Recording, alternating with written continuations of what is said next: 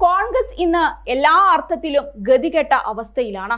അതിനിടയിലാണ് കോൺഗ്രസിന്റെ ബാങ്ക് അക്കൗണ്ടുകൾ ആദായ നികുതി വകുപ്പ് മരവിപ്പിച്ചെന്ന വാർത്ത കേൾക്കുന്നത്.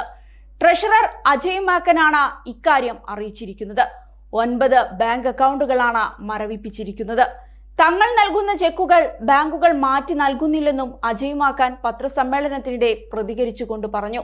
അദ്ദേഹത്തിന്റെ വാക്കുകൾ ഇങ്ങനെയായിരുന്നു: ഞങ്ങൾ നൽകുന്ന ചെക്ക് ബാങ്കുകൾ മാറ്റി നൽകുന്നില്ലെന്ന വിവരമാണ് ലഭിച്ചത്. യൂത്ത് കോൺഗ്രസിന്റെ ബാങ്ക് അക്കൗണ്ടുകൾ അടക്കം മരവിപ്പിച്ചതായി ഞങ്ങൾക്ക് വിവരം ലഭിച്ചിട്ടുണ്ട്. കോൺഗ്രസിൽ നിന്നും യൂത്ത് കോൺഗ്രസിൽ നിന്നും 210 കോടി തിരിച്ചു പിടിക്കണമെന്നാണ് ആദായ നികുതി വകുപ്പിന്റെ ആവശ്യം. വരാനിരിക്കുന്ന ലോക്സഭാ തെരഞ്ഞെടുപ്പ് കണക്കിലെടുത്ത് കോൺഗ്രസ് പാർട്ടി അടുത്തിടെ ക്രൗഡ് ഫണ്ടിംഗ് പ്രചരണം ആരംഭിച്ചിരുന്നു. അതിൽ നിന്നുള്ള പണവും മരവിപ്പിച്ചിരിക്കുകയാണ്.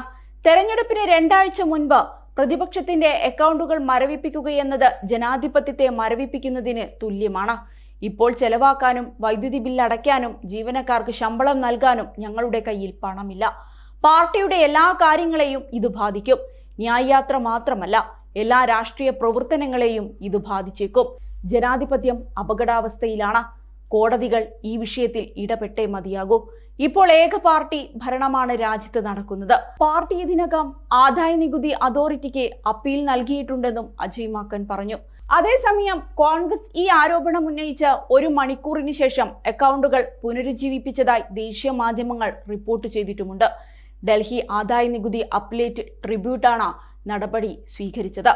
എന്നാൽ കേന്ദ്രത്തിന്റെ ഇത്തരം ചെയ്തികൾ വെറുതെ വിടാൻ കോൺഗ്രസ് ഉദ്ദേശിച്ചിട്ടില്ല. കനത്ത മറുപടി തന്നെ നൽകാനാണ് സാധ്യത. തെരഞ്ഞെടുപ്പ് അടുത്തിരിക്കെയാണ് BJP ഇത്തരം കളികളുമായി ഇറങ്ങിത്തിരിച്ചിരിക്കുന്നത്. സത്യത്തിൽ ഇത്തവണയും കോൺഗ്രസിനും കോൺഗ്രസ് നയിക്കുന്ന ഇന്ത്യ സഖ്യത്തിനും കനത്ത തിരിച്ചടിയാണ് സംസ്ഥാനങ്ങളിൽ സർവേ പ്രവചിക്കുന്നത്.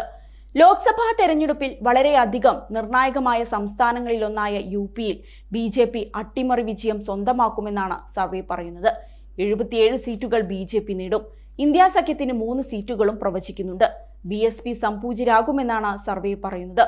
എല്ലാം കൂടി കൂട്ടി വായിക്കുമ്പോൾ കോൺഗ്രസിന്റെ തോൽവി 100% ഉറപ്പിക്കുകയും ചെയ്യാം.